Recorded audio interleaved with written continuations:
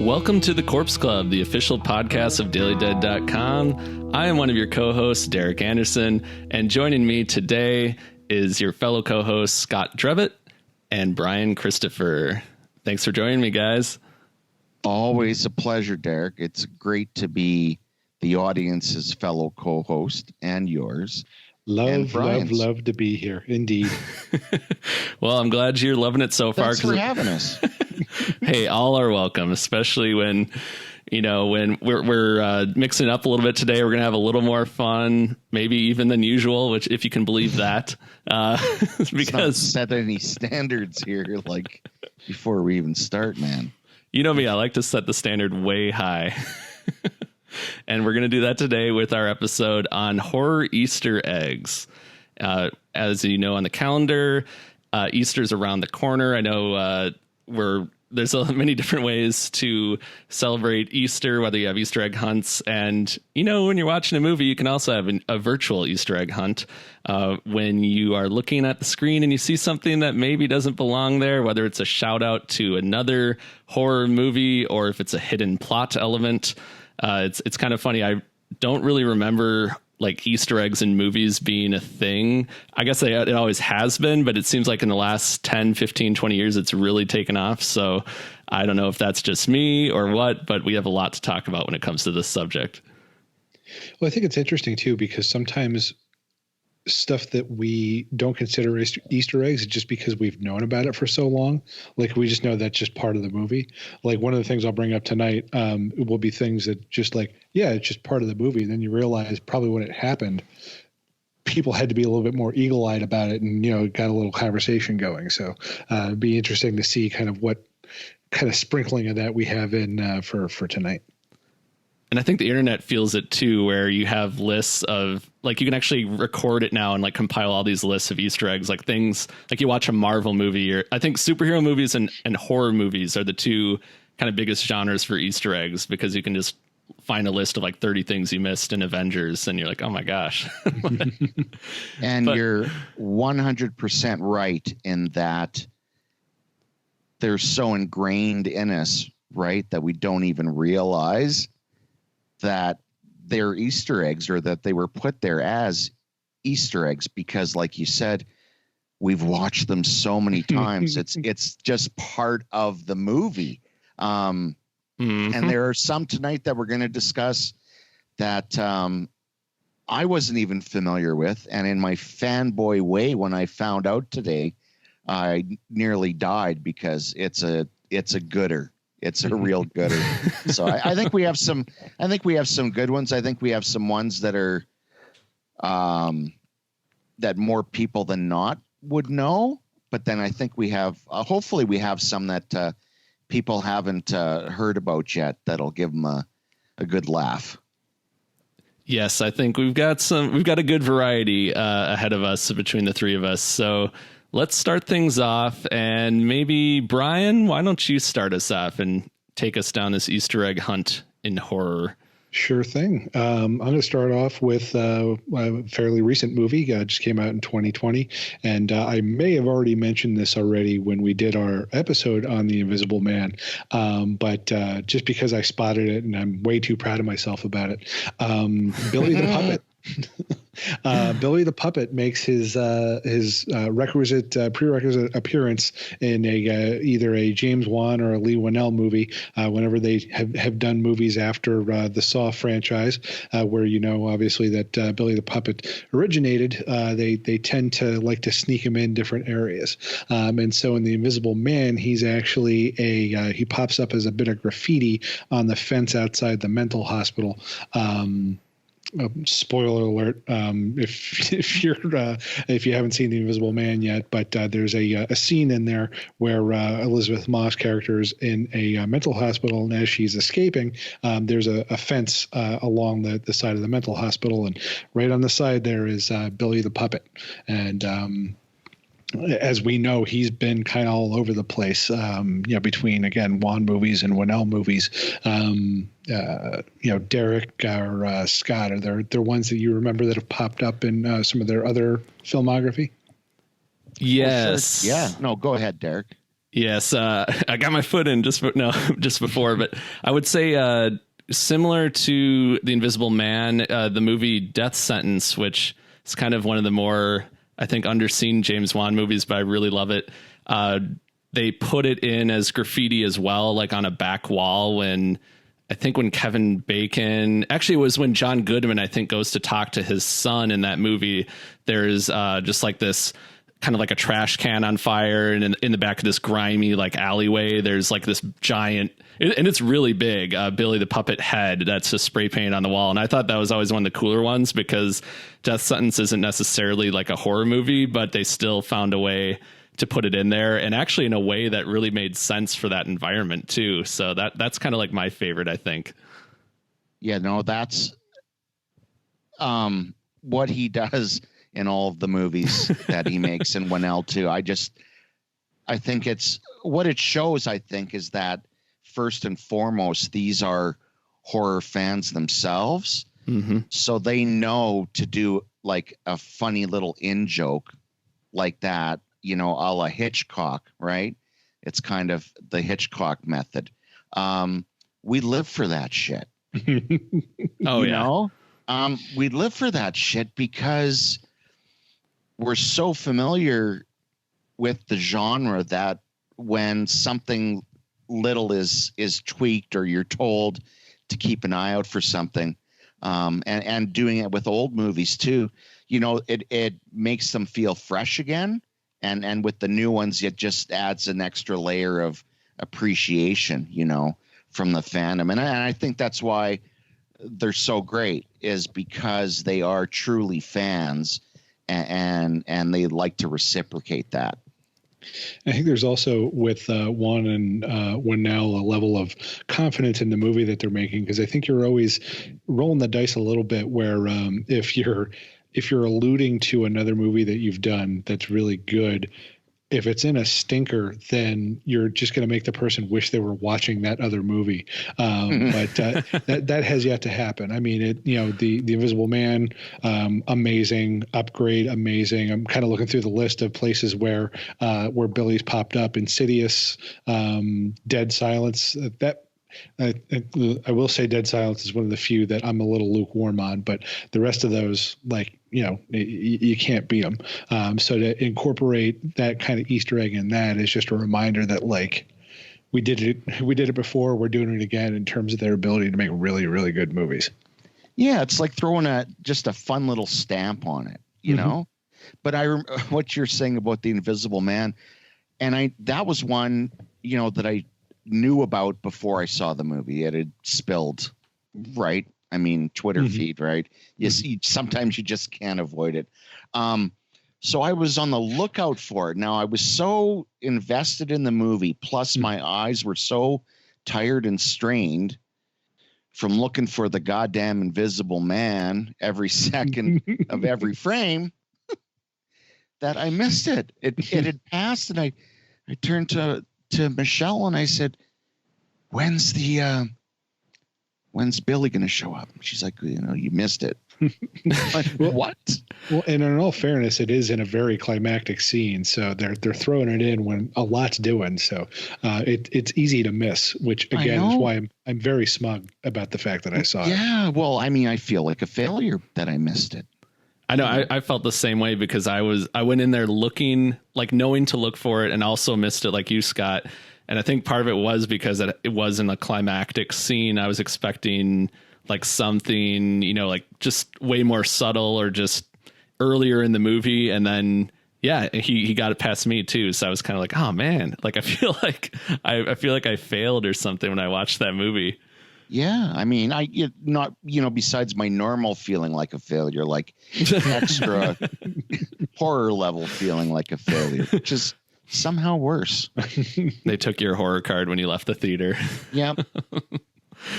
Well, that is awesome. Yeah, we definitely love they're carrying the horror torch. And with that, why don't we go to you, Scott? What is your first horror Easter egg that you're going to have us find on our little hunt here? Let me just grab my basket. We need more Easter horror movies. I'm picturing all three of us doing like the Ralph Wiggum thing where we all have a hole in the bottom of our basket, but we just keep picking up the same Easter egg and are just very happy about it. I love Ralph. Okay. We need Ralph now more than ever. Ralph's a good guy. All right. My first pick, and I think we'll start to see a pattern here. I think I'm already picking up on one. So in the original Nightmare on Elm Street movie, when Nancy's falling asleep, there's a trailer on TV and it's The Evil Dead. Okay, so... Never heard of it. Never heard of it? You should see it, man. It's pretty good. Then a few years later... I mean, if they're dead, how can you tell they're evil? It doesn't make any sense. 0 stars. They bite you. And not in a friendly way. So go forward a few years and Sam Raimi's Evil Dead 2, when Ash goes out to the shed, Freddy's glove is hanging on the back door of the shed. Now, that was one I missed, certainly, when I first saw Evil Dead 2. Again, because your attention isn't focused there, right? Nor was there any online to say, hey, keep an eye out for Freddy's glove. Right. Maybe in the newsletter. It just wasn't there. But what I love, and it's the same kind of thing with Juan and Winnell, is you have Craven and Raimi kind of showing their brotherhood of horror filmmakers and that kind of mutual respect between each other. And, there are some people in the outside world who think that people who make horror movies are, raging lunatics, when in actuality, for the most part, there's some of the most, quiet, down to earth people around. So to have this kind of fun little banter between franchises is just really, really cool. It's also one of those things too, where you wonder, like, to what degree was it premeditated? Like, I can't imagine it was. Like, I'm picturing a situation where, Craven needed to have something in the background. He decided he didn't want to be one of the 1 million people who used Night of the Living Dead because it was public domain. So, he put it in there, and, I guess I'm just picturing it being one of those things that kind of grew organically. So then when Raimi was, making Evil Dead 2, he just said, let's throw a little Craven nugget in there as well. Well, I was digging a little deeper, and I read one piece. Now, I don't know. I haven't verified it, but in the first Evil Dead, Raimi has a ripped poster of The Hills Have Eyes. I've read that as well. Right. It might be the same. And then it went person, from there. But we either read the same thing, yeah, or it's got or that verifies it. Yeah. I mean, it's not totally not implausible at all. It just feels like a logical precursor. And how cool is that for Raimi too at the time? Like Craven using his first big feature film, or not even really big, but just the first one that really, like, his first movie, like big movie that takes off, and then Craven's putting it in his film, and Craven's like so much more established at that time. Of course, The Evil Dead had been out for a little bit, like a couple of years at that point. So I'm sure Raimi was definitely like getting viewed as this up and comer. But the fact that Craven like made room in his movie to include Raimi is pretty cool in itself. And like you said, it wasn't just another movie using Night of the Living Dead, as cool as that is. Yeah. But because you always have that kind of bittersweet taste in your mouth too, because you know why they're using Night of the Living Dead, because of the copyright thing. So it is really cool that he did that. And as a great Raimi leapfrog in Phantasm 2, in the crematorium, there is a bag of remains that's tagged Raimi. See, that's even, think of the respect of that, like fictionally killing somebody in your movie. Yes, fictionally. Even by name only. Sam Raimi's been dead for 3 decades. And that is really cool, especially since Phantasm 2, Scott, I know, is you know, kind of the odd one out of the Phantasm franchise in a lot of ways. But way, I mean, I love the morgue scene in that movie. Like, I just feel like it goes the most bonkers in that scene. So the fact that they did that too is just kind of makes it even more special. Oh, definitely. And it's just, it's something I think that we saw a couple decades later when Mick Harris started putting together the Masters of Horror dinners. Even though if you saw on the pages of Fangoria that, you would see pictures of, Garris and Cronenberg and Landis and Carpenter and whatnot, Clive Barker, all standing together on a film set or even appearing in a film together. So you already knew that, like, brotherhood of horror directors was there, Mm-hmm. But it's not, like you said, it's not like the internet now where everything is just so much more, I guess, told to you, like explained. There's not as much of a mystery about it. So back when these movies are coming out, I can imagine it's kind of even cooler because you're just seeing it as a fan and you don't know, like, oh, do they know each other? Or like, what's the connection there? I wonder. And you almost like hear about it through the grapevine, which I think is even cooler than some of the ways you find out now, where it's just kind of like told, yeah, this is what it is. Can you guys remember what the first Easter egg that you saw or knowingly were aware of? Because I'm rattling my brain pan around trying to think of the first time where either I noticed it on my own or it was told to me in like the pages of Fangoria or something. I'm one of my drawing a picks blank. is, I think, my first one. Okay. Ooh. Okay. It. You knew that then? No, it's okay. Okay, I got you. It actually also kind of blends into that idea of like, I had to be reminded that it was an Easter egg because I've known about it for so long. But it took me back to when I first saw it. We'll get back to it. Like it. Yeah, we'll hold off. I'll give you the details in a little bit. But yes, it's definitely the earliest time I can remember going like, oh, that's something from something else. And because it's not one of my picks, I would say, even though it's kind of pretty blatant, it would probably be like Treehouse of Horror from The Simpsons. Just probably like some of the references, like the Nightmare on Elm Street episode with Groundskeeper Willie, or like just some of the intros they had there. Even though it's a little more intentional, it definitely was kind of probably my first time where I thought, oh yeah, that's actually, from something else. So they're trying to like pay homage to something else with this. So, but I can't remember. Did you notice anything in specific? Because I guess like the whole basic concept isn't really an Easter egg. You know what I'm saying? So were there like background jokes or something like that? They would do a lot of good stuff with like in the opening credits, they'd have some fun tombstones with references to the older stuff. Stuff that like it was kind of borderline because in some cases like they weren't necessarily trying to hide it, but you also needed to be a fan if you were going to get it. And also like the titles too, like for the end credits, were always sometimes we're alluding to other movies and or characters and things like that. Like the nicknames that they would give the writers and the crew. Yeah. Yeah. Some of the best parts of those episodes. But again, I guess what I'm saying is and I don't mean to make this some kind of disagreement. Yet here we are, Scott. Simpson. Yet here we are. Okay. No, just but is that still an Easter egg? If it's an Easter egg is by definition, hidden. True.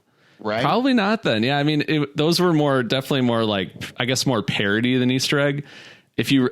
I don't think I'm stepping on anyone's pick, but I would say like there's a moment in Scream where it's not really hidden, but it's not explained either. But in the hallway, I just don't want to step on anyone's pick. If I'm doing that, speak now or forever hold your peace. Give her. Okay. Well, it's with Wes Craven dressed up as Freddy, like in a Freddy sweatshirt as the janitor in Scream, was probably like one of the first that I can remember specifically where it was referencing another horror movie in a movie. No, that's an all-timer. Yeah. And just the fact they have Henry Winkler. So terrific. That one is so terrific. But that one's not exactly hidden either. True. No, it's not hidden, but if we're going to be contrary, Scott. Hidden in plain sight, though. Okay, no, well, maybe I can. Well, hey, I'll walk back.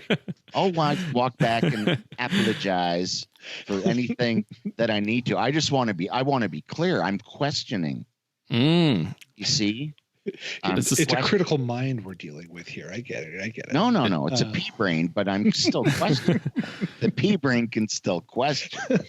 This will become a right? Star Trek episode by the time. But like, say with Scream, if I'm seeing this right, if a mainstream audience is seeing it and doesn't know, other horror movies, that's going to be an Easter egg for horror movie lovers who are there to see the new work by Craven. Do you see what I'm saying?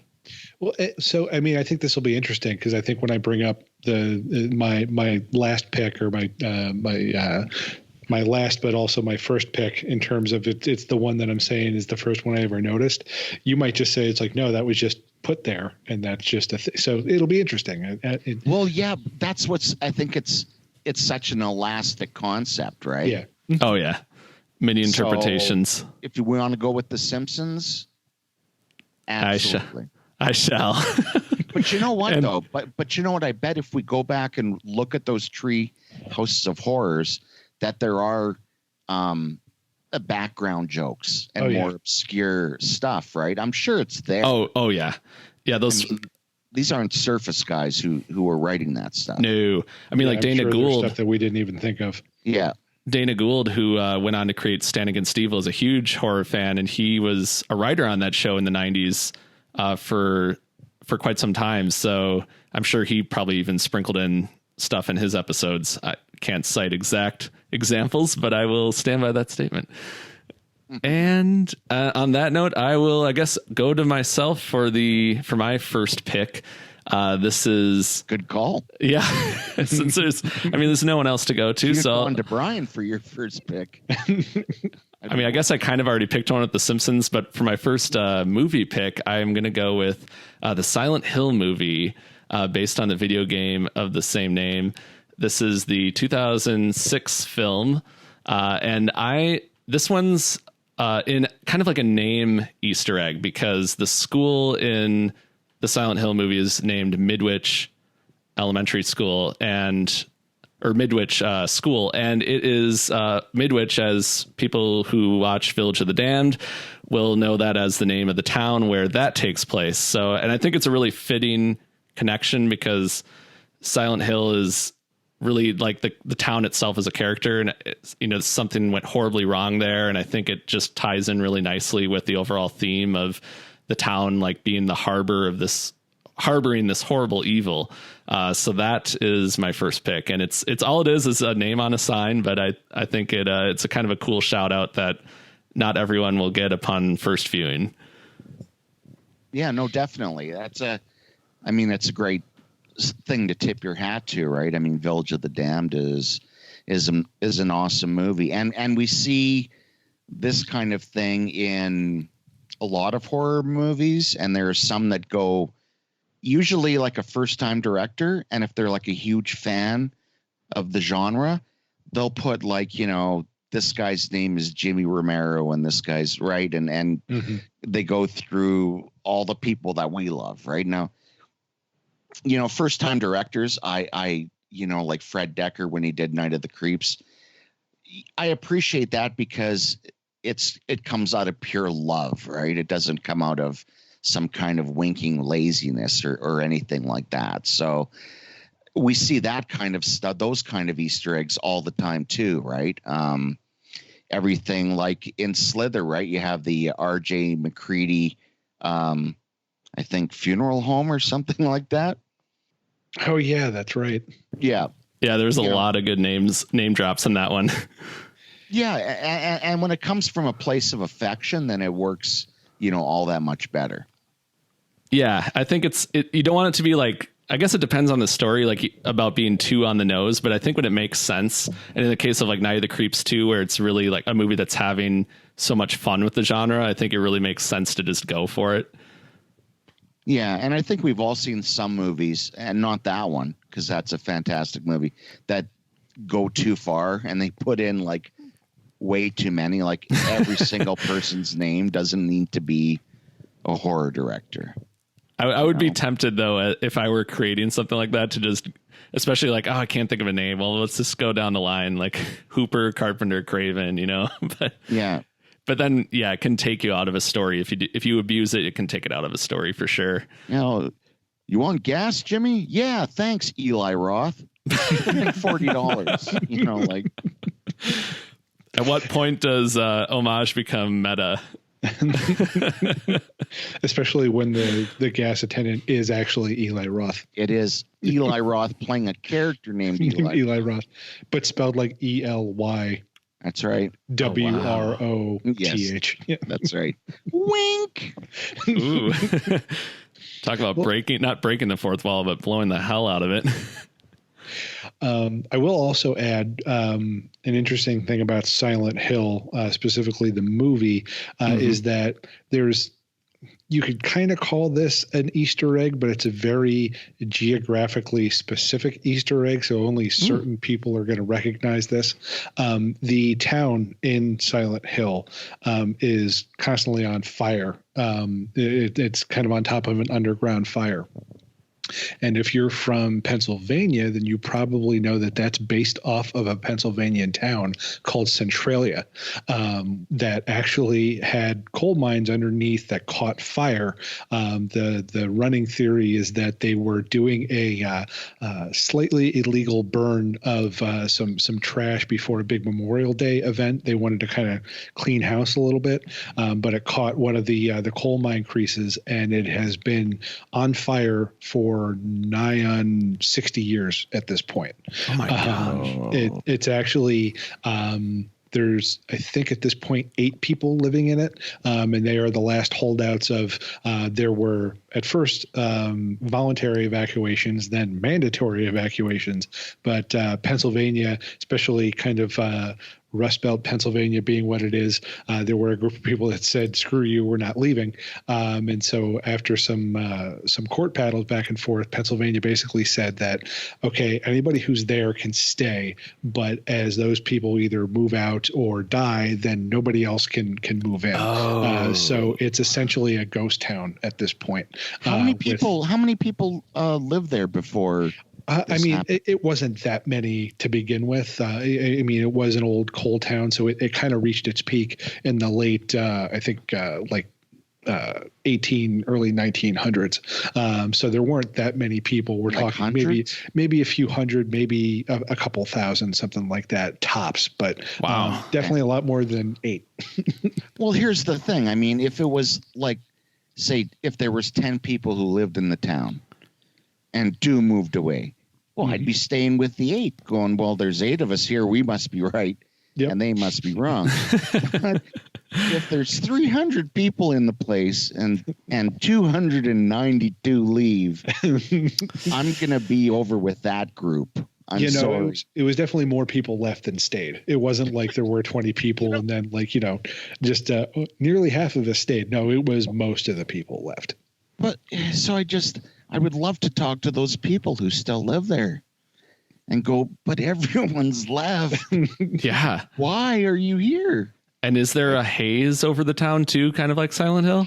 I don't think it's that bad, but there are certain areas where you can see smoke coming out of the ground. Wow. And also if you look up, there's a chunk of highway that used to go through there. I mean, technically it's still there, but it's not in use anymore. And people have done all kinds of like funky graffiti and stuff on it. If you look it up, I think they actually just said recently that they're going to be doing away with that pretty soon. But there's pictures of it all over the internet. Centralia. I have heard of this place. Like people go there and just walk around, right? Yeah. It's okay. Kind of like yes. A strange spot, that people will go and visit and check out. Wow. Well, sounds like a great setting for a horror movie. This episode is so educational. It really is. It's very cool. It's so educational that we are going back to you, Bryan, for your second pick. Huzzah. The movie I'm going with for my second pick isn't technically a horror movie, but it's from Paul W.S. Anderson, who's given us plenty of horror in his time. And it's got a lot of references to horror movies. I'm talking about the 1998 movie Soldier with Kurt Russell. And for those who have seen it, he plays kind of a bred from birth soldier, as one would imagine based off the title. But the idea is that, they're taken from their parents at birth and just put right into this program to become the perfect soldier. And in kind of the initial montage with him, as you see him growing up and kind of, earning all these accolades, there's this list of different medals and awards and battles that he's done. And they are it's a smorgasbord of old like horror, sci-fi, and particularly Kurt Russell nods. So we have he fought at the battles of Tannhauser Gate and the Shoulder of Orion. Thought you were going to say Anheuser-Busch. Sorry. No. That was where he went afterwards for the celebration drinks. But anybody who is a big Blade Runner fan might recognize those locations as being from that movie. He is also the recipient of the Pliskin Patch. That's an obvious one. He is a recipient of the O'Neill Ring Award. For those who have seen Stargate, that's his character's name in Stargate. He's the recipient of the Cash Medal of Honor. Tango and Cash, one of my favorite bad buddy cop movies from the late 80s. Mm-hmm. The McCready Cross, another one that I'm sure anybody listening to this show knows what I'm talking about. The Captain Ron Trophy. I think they got a little lazy with that one. Let's see. Here's one I think you'll appreciate, especially Scott, the Dexter Riley Award. Oh, I was waiting for you to say that. I haven't seen Soldier in so long. When I heard about this one, I was like, what? They actually stuffed that all into a movie? Yeah. That's so I was hoping you were going to say something about Dexter Riley. And there he is. Yeah. No, it's one of those things where like if in the scene they're doing it's kind of this computer screen where it's just kind of like shooting off rapid fire list of all the different awards. So it's like you have to pause it and actually look through all these if you're going to have any chance of seeing them. But it's just, fun that they put all those in there, even if a few of them were maybe a little bit lazy. Are there any other stop motion, hit pause on the VCR remote that's attached to a string? Are there any other ones like that where you have to, click and look for frames? Oh, I know there are, but for some reason I'm having a hard time thinking of what they are. One that the only pops one that in my comes head, to mind is in Fight Club, and this isn't an Easter egg because it's part of the movie, but where they just flash frame the shot of the big dick in the middle of the middle of the movie. Yeah. But yeah, I don't know if that's really an Easter egg so much as just a joke that they're making. Well, one that you don't have to pause, but it goes for a more subliminal vibe is, of course, in The Exorcist, right? Oh yeah, with the face of Pazuzu. And I was reading that Friedkin did that, of course, to cause scares, but he also put it in the sound design as well. Apparently in the soundtrack, he has bees, the sound of bees, the sound of low, heavy industrial equipment that like practically vibrates. Because he had heard that those sounds make people feel uncomfortable. So he baked those into the soundtrack to go along with like the subliminal flashes of the white-faced Pazuzu demon. It's kind of like the audio version of what I heard the mindset for Wes Craven was when he made Freddy's sweater red and green. Apparently, that's supposed to be the colors that your brain is like least capable of interpreting together.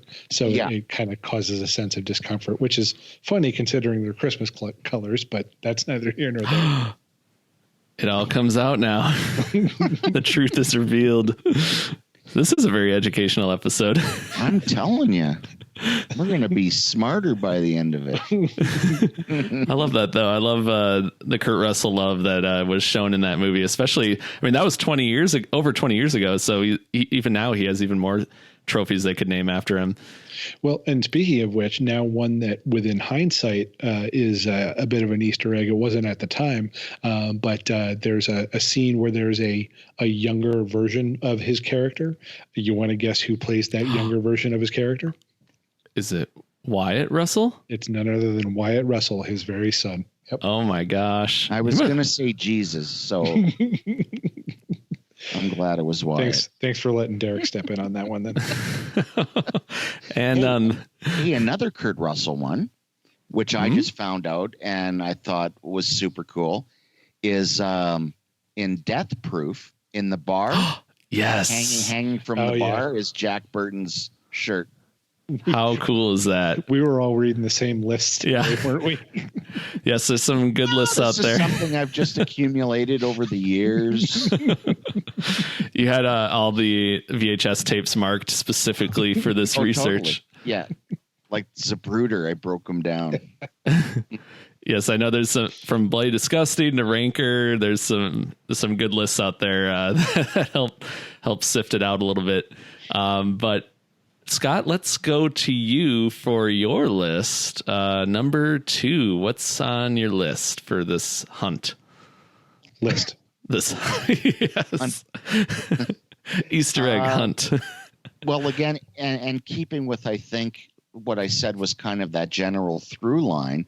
In George Romero's Land of the Dead, you have a great cameo by Simon Pegg and Edgar Wright, the makers of Shaun of the Dead, which George Romero absolutely loved. He loved it so much, he had them in the film as zombies in the pose with a zombie picture booth, which is just a wonderful little way of Romero saying, thank you for making such a great, homage to my work.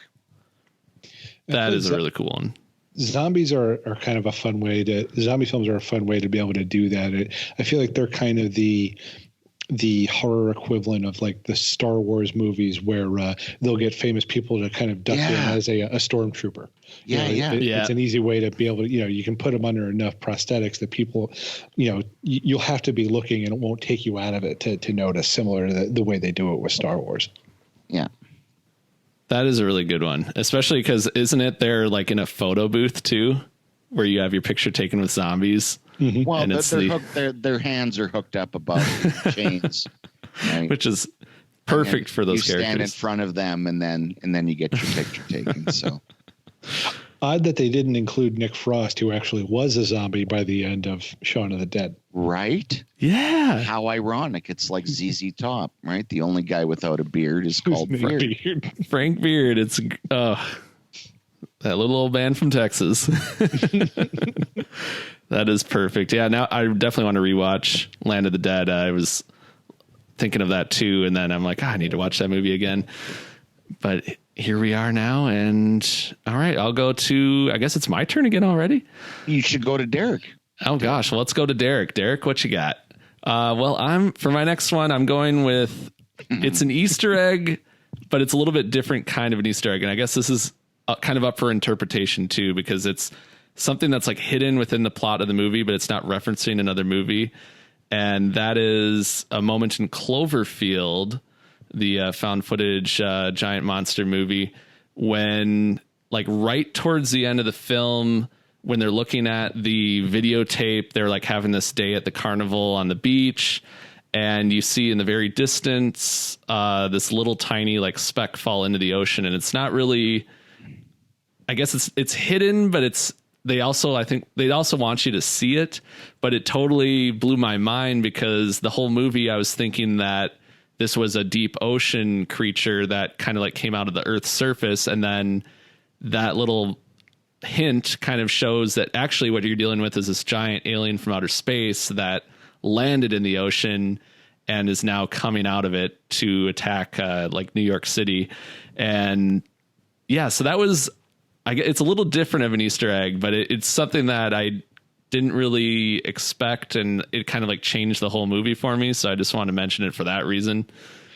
So well, you know, sorry, go ahead, Brian. I need to pipe in on this one because I don't know why, but that when I found out, I didn't see it when I was first watching it. It was kind of one of those things where I was reading up on. I think Cloverfield kind of came out right when, you know, Easter eggs were kind of a thing, you know, and it's, you know, in the J.J. Abrams universe, you know, he's going to tuck, you know, I know this wasn't directly his film, but it was his production company. So, you know, they like to tuck all different kinds of little goodies in there. But when I found out about that, went back and watched it, that freaks me out in a way that I can't explain. Like, it just the fact that they just hid that in the back of the scene, and there's just something so freaky about it, and especially if you don't exactly know what it is, because it could. I've read, you know, the theories that, you know, it could be an alien coming from space, and that's what Cloverfield is.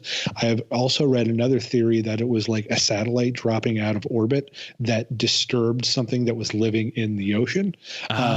So it's one of those things where it's like because it's just that one little thing in the corner of the screen, like my imagination has just taken it and just like, it's so creepy. And I had forgotten about it until I saw, you know, you were talking about bringing that up as a pick for tonight. And like, I just shuddered when I saw it because it just freaks me the hell out. I don't remember Cloverfield at all. I mean, I think I liked it at the time, but I haven't seen it since it first came out. But, you know, I was just thinking, we're assuming that that's intentional, or they had some kind of long game plan with that bit. But the Cloverfield universe is notoriously bad, I think, at tying things together. They've kind of become like the Hellraiser series of science fiction, where they'll take a plot and then add Cloverfield to it. On it. Yeah. Having trouble closing out your third act? Put some Cloverfield on. Sprinkle a spaceship in there. Yeah, I would say that to me is probably the creepiest moment of the whole franchise. And I feel like I do agree, because I feel like 10 Cloverfield Lane, I love a lot of that movie, but then I don't feel like it has to be a Cloverfield movie to be a great movie. So this was kind of like the last time in the franchise where I was really like genuinely disturbed, and kind of, and I love the ambiguity of it too, because like you said, it could still be multiple things and you just don't know. I think you said it all by saying this was the last time in the franchise, and it's the first movie. Well, I mean, and I say that as someone who enjoyed parts. No, that works. Okay. Well, I love 10 Cloverfield Lane up until the point it becomes a Cloverfield movie. Right. Well, right. Like for me, it never really does. Like, it's just it's a great movie. They did not need to put that title on it at all. Right. And I think originally it was a separate story, and then it kind of, like you said, it became a Cloverfield movie when they decided to kind of film that. Oh yeah. No, the title changed the whole 9 yards. Because it is a great concept, but I think it also takes away the ambiguity of it, because now it's like, no, there's no doubt there's something really bad going on the surface, but you don't really, for a long time, you don't know that. And maybe it's better that way. With that, let's go to, Brian, you're up for pick number 3. All right. So I think it's time, you know, I've been hinting at it. This is my first gun. This is my first ever Easter egg that I've ever seen. Ooh, okay. Or that I ever remember noticing. And it goes all the way back to Predator 2 from, I think, 1990. I believe it is, which I think is a criminally underrated sequel. It's a very different movie than Schwarzenegger's first go around.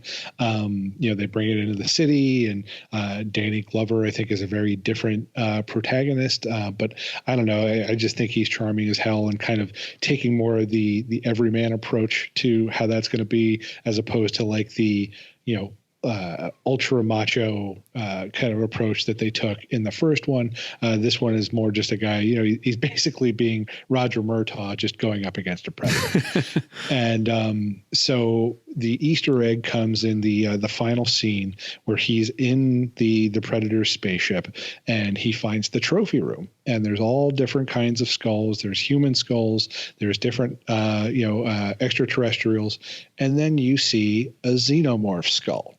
And that's one of those ones where, we could debate on whether or not that's supposed to be an Easter egg or not. But, if you're not necessarily an Alien fan and you only watch Predator, that's something that's going to go right by you.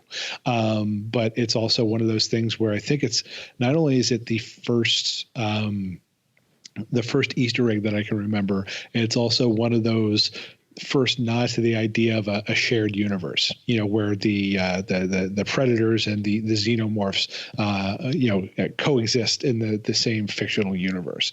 That's the first time I ever remember that happening. So seeing that was fun, and it also was fun because just putting that in there, it didn't come with the baggage of like, well, when is Alien versus Predator going to come out? It eventually did, but I don't necessarily think that people watching that then had that expectation that, okay, well, we know what's next. There's going to be a crossover movie coming up. Was there a comic out around this time? Oh, that's a good question. There was, I don't know exactly when, but I know there was definitely like in that era, like before the movie. Yeah, I believe so. And I think if nothing else, before the movies, I think there was several installments of different video games, and this was on some of the earlier platforms. So like the actual, like back when arcades were still a thing. So like there was an actual arcade game, Alien versus Predator, and I think some of the earlier like Sega Genesis and Super Nintendo had versions of it. So it wasn't unheard of in the early 90s. I don't know if there was anything quite yet by 90 when Predator 2 came out. I don't know if there was other media that had that crossover already set up. Or maybe it was just 20th Century Fox owned both. Oh, it looks like we did have some limited comic book series in the Dark Horse universe going on around that time. So maybe it was a little more intentional. But like you said, it wasn't like quite Jason Goes to Hell level where it's like promising this movie that you think will come out the next year. It's just a nice little literal Easter egg, the closest you can get to in terms of it, right? That I think that's actually, I think it's like you said, it's pretty much a manifestation of a horror Easter egg is a skull. And again, like I said, there's no red tape because both properties are owned by 20th Century Fox, right? Mm-hmm. So just shove that in there. Yes, and shove it. And actually it is kind of ironic because if you look at Predator 2 and Jason Goes to Hell, it was almost about the same amount of time before we got those crossover movies. Plus or minus a couple of years. So, but I think the thing with Jason Goes to Hell, there was already talk of a crossover before that ever came out. Like, very true. Yeah, Part 7 was initially conceived. Friday the 13th Part 7 was initially conceived as Freddy versus Jason, and then when that fell through, they just turned it into Carrie versus Jason. So, which is very entertaining as well. Exactly. Scott, shut up. So there was already putting that in Jason Goes to Hell. You're just stoking the fire. I think with Predator 2, again, it was just they were just having fun. It didn't necessarily have to mean anything. Yes, and those are the best kinds of Easter eggs, I think. Mm-hmm. So with that, let's go back to Scott. What's pick number 3 for you? Good question, Derek. Hope we didn't take all your picks already. No, you certainly did not. Well, we've covered all the Saws, haven't we? Oh, here's a great one. Here's a great one that just popped into my head right now. But and again, it's paying homage, right? And that's in Halloween H2O. The secretary is played by Janet Leigh. She's named Norma, and she drives the same car that she drove in Psycho. And of course, she's the secretary of her very own daughter, Jamie Lee Curtis. And I think it was just, if anything, it's just paying tribute to Janet Leigh herself and celebrating the connection, their connection, but also her connection with us, the audience. You know, that's a great one. I do love that one a lot. And that's one of my favorite parts of that movie is her role in it, just because I feel like her and Jamie Lee Curtis are so good in those scenes together. It just feels like you're watching something special, like two members of horror royalty interacting. And then you have the car on top of that she's driving. I think that's a great one. And it makes repeat viewings of H2O essential, in my opinion. But that's just me. Bang that drum, baby. And we're not even talking Resurrection here. I mean, I do think that is a pretty interesting trilogy. Would be original 98, 2018. I mean, I'm sure I'm not the first person to think of that, but I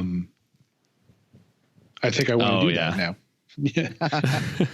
Yeah, but you end up fracturing your timelines. You know what I'm saying, man?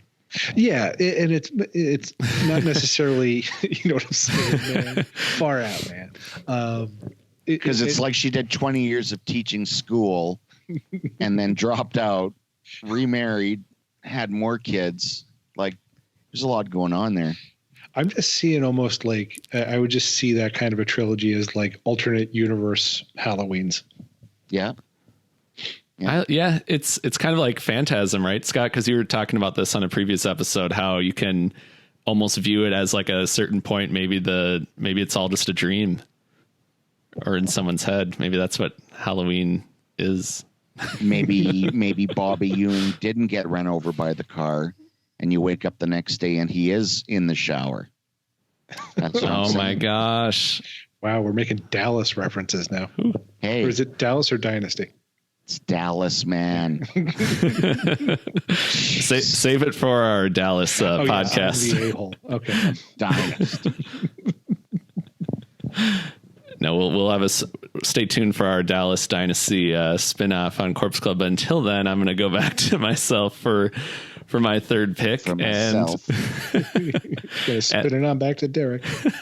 This is another kind of blink and you miss it thing, and it's not a reference to another movie. It's within the plot of the movie Hereditary, and I just found out about this kind of doing a deep dive on Easter eggs when I was on Trace Thurman, writer from Bloody Disgusting, and several other outlets. He had kind of like had this gif of like this like the night to day transition scenes in Hereditary of the house. And I never knew this before, and maybe a lot of people know this, I don't know, but when it goes to night, you can see like all of the naked cult members standing around the house, and then it goes to day, they're gone. And in the movie itself, I think that's just like a split second.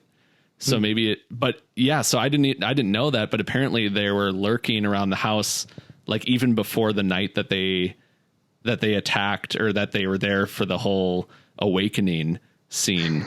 Man, that is so Paimon, isn't it? I knew it. See, and Scott, I know you kind of have an interesting relationship with this movie, and didn't you, if I remember correctly, you were hoping that they had like doubled down on some of the cult stuff, right? Oh, let's. Well, this just shows that you weren't paying enough attention, Scott. It was all there. Apparently, there's all kinds of hidden stuff. No, this one I did not know at all, and I certainly didn't notice it the first time it watched. You know, it'd be interesting to go back and see it and see how quick the cuts are. Right.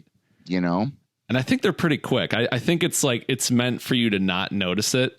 But as we've seen with like Midsummer and the faces in the trees, the face of the sister in the trees. I think that's what Ari Aster kind of likes to do, and that we're going to see that maybe in every movie he does. Like but he does it in a way that is very subtle and even more creepy, because that kind of makes to me that makes Hereditary even more of a creepy movie, knowing that they're just out there like maybe every night. I don't know, but see, I'm a '70s kid, so anything less than cutting every 100 frames or something, I'm going to go into a seizure. I'm just used to stuff being cut, not so tight. Not that I don't like it. I think for some movies it's wonderful, but I love when they do it with this kind of stuff, because it's not a byproduct of what they're doing. It's intentional, Yeah. It's like a creative choice. So that's my third pick. I feel like I need to go rewatch that movie. I'm not like, it's not a movie I necessarily go to like feel good or anything. So I don't know when that will happen, but the next time I rewatch it, I'll keep an eye out for that. Mm-hmm. And on that note, I think we're back to Bryan for pick number 4. All right. So are we doing 5, or we got time for 2 more or 1 more? It's going to determine which one I go with. Okay. Well, let's see. I say bring out the big gun. Yeah. Let's go. Yeah. Let's go with the one that our listeners will really enjoy. Gotcha. And I will. Hopefully, they enjoyed the rest. I will say, all the other ones are turds. This was just, we're getting you to this one. This is going to be the only one that you care about.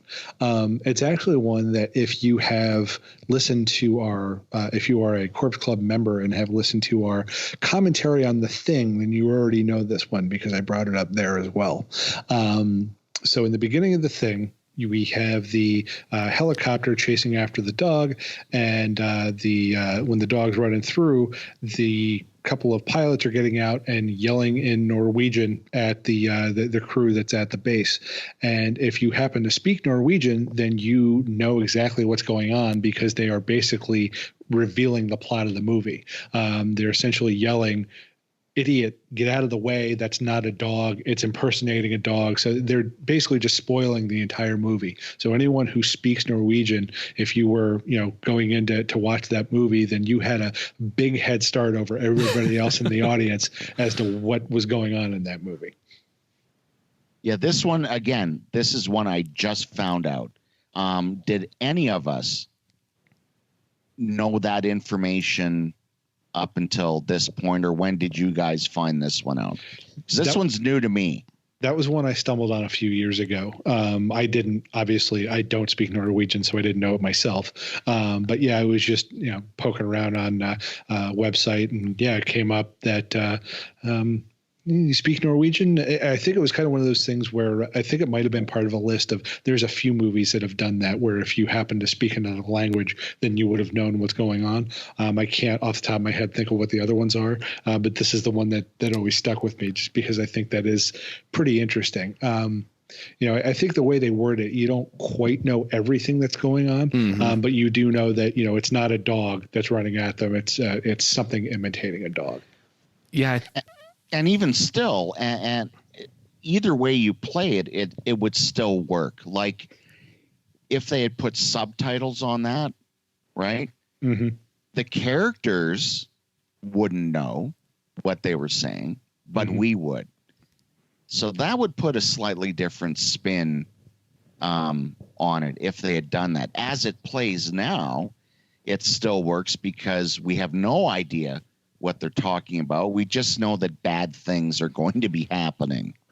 And I think it works better not knowing, because you're learning everything as the characters are learning it, which I think is that much more kind of nerve-wracking for the movie that Carpenter is making there. Oh, definitely. Oh, yeah, for sure. And you don't know if did they go crazy, and that's why they're trying to shoot this dog? Like it just adds this whole element of uncertainty. And I think I found out a few years ago too. I know, Bryan, you and I did a audio commentary on The Thing, and I remember us talking about it on that too. And I think it might have even been like when the prequel came out or something, where just because that was all that you had a lot of like the Norwegian camp there. So maybe I heard about it then or something like that, but it's it's definitely something that changes. It's amazing that, you know, they actually kind of put that out there, because like you said, it just changes the whole movie if you know Norwegian. So it's pretty funny how they kind of like put it out in the open, but you're still not sure what's going on unless you do speak that language. But again, in our, ignorant, small-minded way, when we first watched the movie, I mean, I was 12 when I first saw it. Mm-hmm. Well, they're speaking Norwegian. I don't know what they're saying. I'm just going to assume it's nothing important because I don't understand it, right? That's your small mind thinking, right? And so that's your accepted reality of it for forever until you read this, find this out, and then go, well, that also makes you don't feel gypped off or ripped off, because it makes perfect sense. This is what they would say to them. And I also love the step that Carpenter takes by having them wing. I forget what the character's name is, but by having them actually graze one of the guys at the camp with a bullet, because I think if you don't do that, then it's clear that they're just shooting at the dog, and I think that will then kind of tip the hand as to what's going on. But by having them kind of shooting so wildly that they hit one of the characters, right, then like you don't know which way is up. You know, are the guys in the helicopter the bad guys? Is it the dog? Like it's just so bewildering and so it just throws everybody off from the characters to the audience, and it's just perfectly done. And then to just find out that like they are saying what's going on is just another great layer, and why that movie is just so damn good. If only they had a translator at camp, everything could have been prevented. But yeah, that's I love that movie because there's so many different. It's almost like The Shining, where there's so many different ways you can interpret things and try to like have your own through lines as to who might be infected and when did this happen, and the whole movie kicks off that way. So excellent choice. And The Shining is a great example of alleged Easter eggs. Right. Good old conspiracy. Right? As Danny's shirt has is it Apollo 11 or Apollo 13? The one that went to the moon. Because the big rumor was, that Kubrick was the one who faked the moon landing. It was supposed to be like shot on stage 237. Yeah, it was his confessional, and it was filmed on stage 237. What? And the room number is 237, and he's got a rocket on his shirt, the same one that went to the moon. Yeah, that's far out, man. And if you play Dark Side of the Moon over it, it matches up perfectly, man. Exactly. Yeah, we could do an entire episode on that, or you can go and watch the documentary Room 237 if you really want to get lost in the maze of what might or might not be an Easter egg in that movie. I love that kind of stuff. I love that kind of conjecture, because why not? Oh, exactly. Yeah. You know, the crazier, the better. The more that people try, and this is another reason, everyone out there, if you haven't watched the Cursed films yet on Shudder, please do. In the episode on The Omen, they talk about, and I won't give anything away, but they talk about how the power of suggestion is so strong, you know, and it ties in like completely with this. Interesting. So sometimes your mind creates the Easter eggs. I think so. I really do. You know, if you're willing to believe that, the production of a movie could cause, several people to almost die, then your mind is going to be willing to look for a lot of things that aren't there, right? The power of suggestion. And for something that is there, Scott, what's your fourth pick? Well, I'm going to head back to Shaun of the Dead. Ooh. and a lot of course, most of the movie is homage, right? It's a straight up, love letter to the films of Romero's, but there's some lots of little great touches in Shaun of the Dead 2 that are wonderful Easter eggs for horror lovers. And my favorite one, I think by far, is when Shaun is looking at the restaurant to book a reservation, and right above the restaurant that he wants to call is Fulci's Restaurant. Yeah, the place that does all the fish in quotation marks. And to me, that one is like, it's great they're doing, Romero, but they're not forgetting about, Fulci's zombie work as well. I just love it. Love it. Love it. Which, given that they're fellow Europeans, it's particularly good that they're, keeping it within the continent with some of the references there. Yeah, for sure. And as big horror fans, we know that there just isn't Romero zombies, or I hope people would learn to know that there aren't just Romero or Walking Dead zombies, right? There's a whole great world of zombies waiting out for you if you stray beyond the Romeros. So yeah, I love that nod. Agreed. Yes, there's Shaun of the Dead is kind of, I think, the godfather of all like zombie movies when it comes to paying respect to the genre and then still like doing your original story. I feel like they just had so much fun with that and still did something that actually I feel like is now being referenced or has influenced a whole nother generation of films. So it's kind of like a rare movie that does both, which has been really cool to see. Even now with Nick Frost and Simon Pegg doing a PSA announcement in the style of their characters from Shaun of the Dead. It's been really fun to see that live on. And going back, gosh, it's time for my fourth pick. I don't know if I can top the Fulci Restaurant, but I am going to, I think, go with another plot Easter egg that is I'm a little ashamed I didn't notice it right away. And that is in The Conjuring 2, when we see the name Valak spelled out in the background pretty much on everything. When I rewatched the movie recently, we can see it on in the background in the kitchen. We can see it on the wall. And of course, that turns out to be the name of the demonic entity that has the form of the nun. But at the time when that movie came out, Valak was a little less known.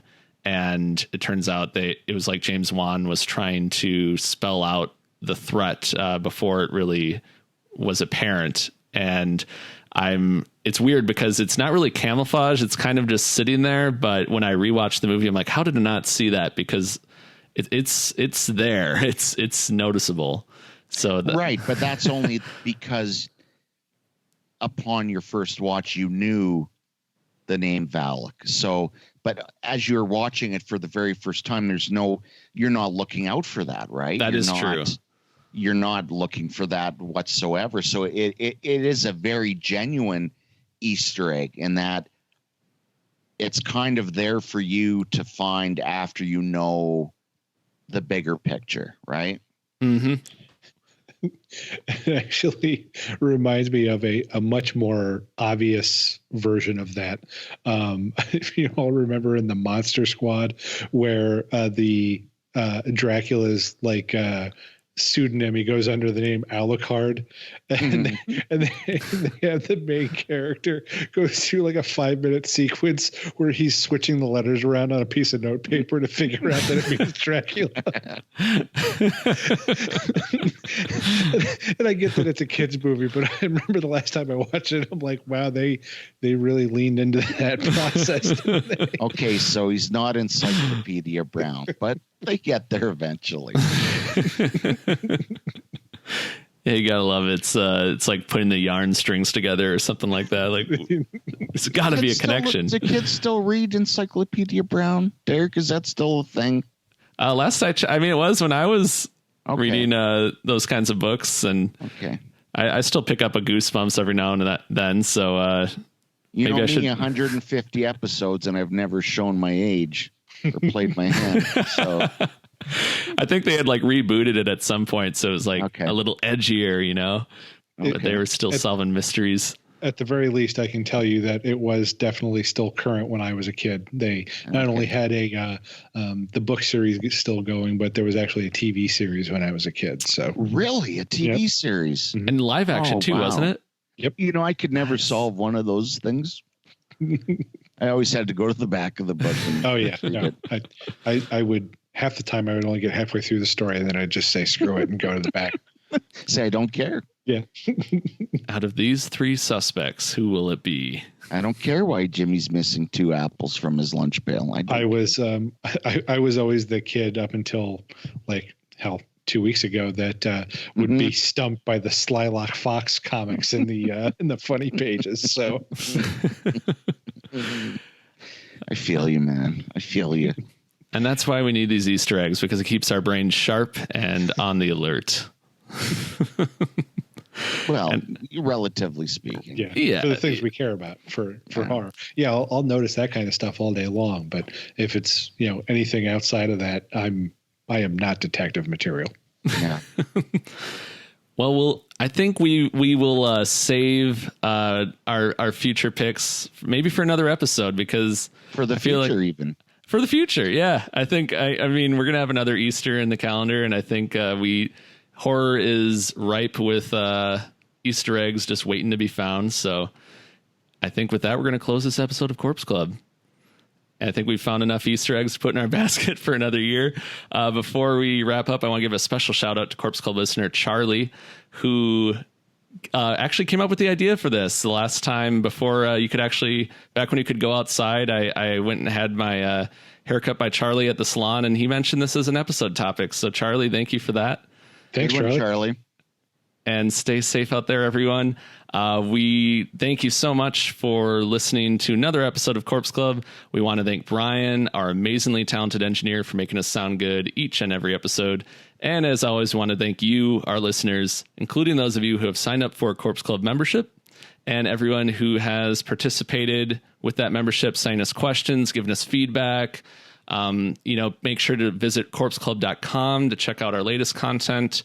Sign up to become a member so you can get even more involved with our Corpse Club family. We've got a lot of goodies, t-shirts, pins.